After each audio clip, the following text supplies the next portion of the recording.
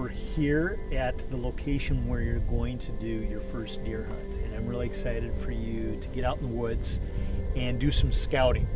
My friend Ryan is going to come join you today.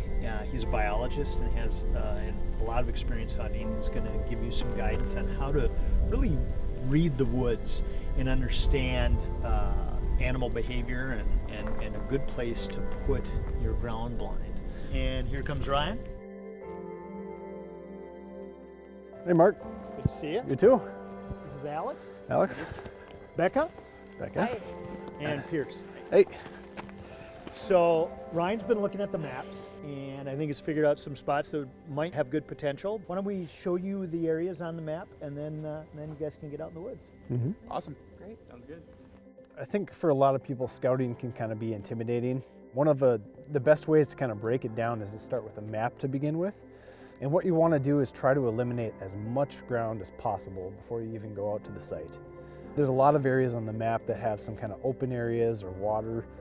You're not going to find deer out there. So the biggest thing you want to do is try to key in on some bottlenecks or funnels that we call them.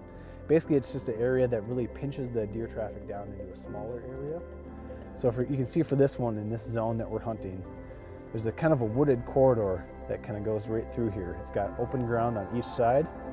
So one of the best spots to be would be one of these little pinch points along the way. So you can see it kind of really narrows down here. If you're within that spot there, you can see a deer that's walking through, no problem.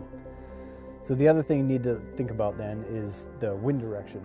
So once you get to one of these spots on the ground, typically the winds are coming from the northwest here. So if you can set up on the southeast side, you can make sure that there's no deer that are going to smell you when you're out there. The other thing is once you're out walking around, I mean, you have to wait and actually confirm if there's deer sign there. So that's kind of the next step.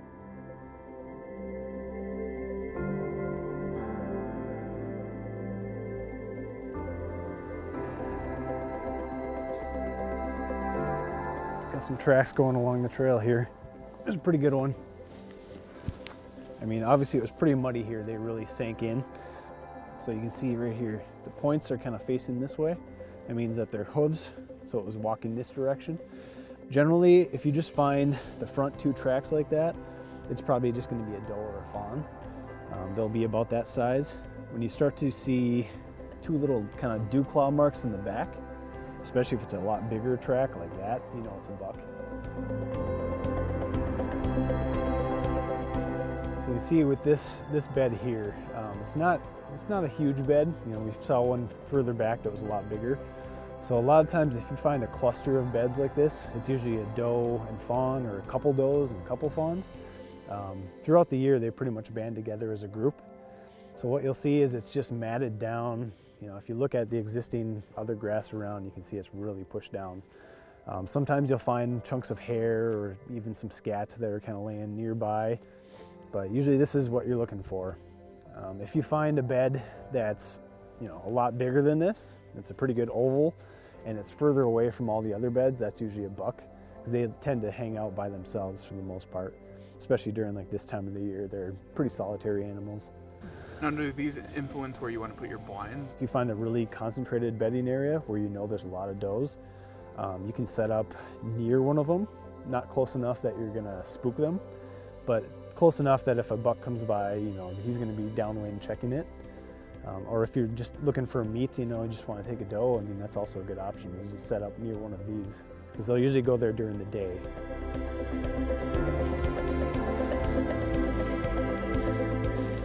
You know, deer, obviously they need water like any animal. So during the spring and summer, they actually get most of their water needs from the foods they eat, the really lush green plants. But in the fall, as everything starts to dry out and the food sources get to be just the browse, the twigs that they're eating, they start to need water a little more. So you'll often find along especially small little creeks like this, little streams, there'll usually be one little trail like this that really concentrates the deer traffic. You know, they could jump across anywhere along there, but once they've kind of find a path of least resistance elsewhere that kind of cuts up this way and here, they'll really stick to it. So if you can find a spot like this that's cut up with the hooves, you can see it's just churned over. That's a good spot to kind of key in on, because you know that they're moving through here pretty regularly.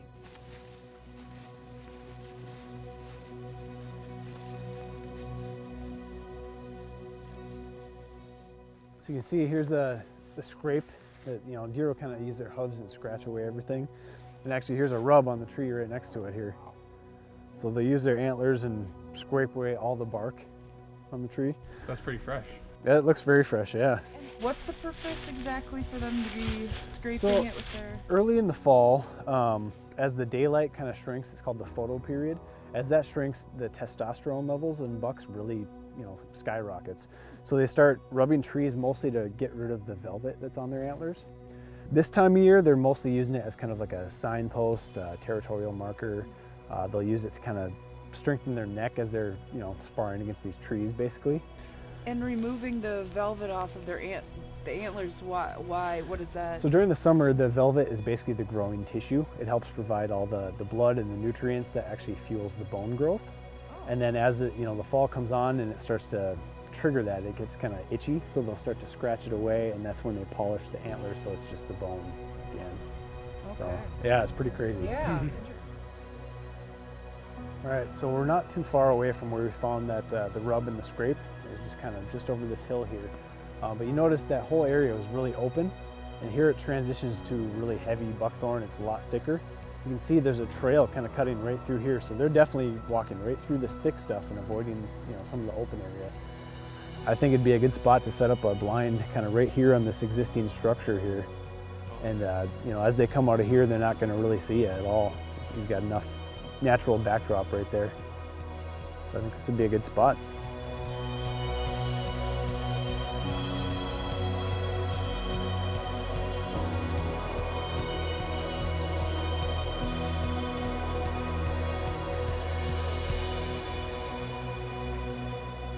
It's been fun to come out here and look at everything with you guys.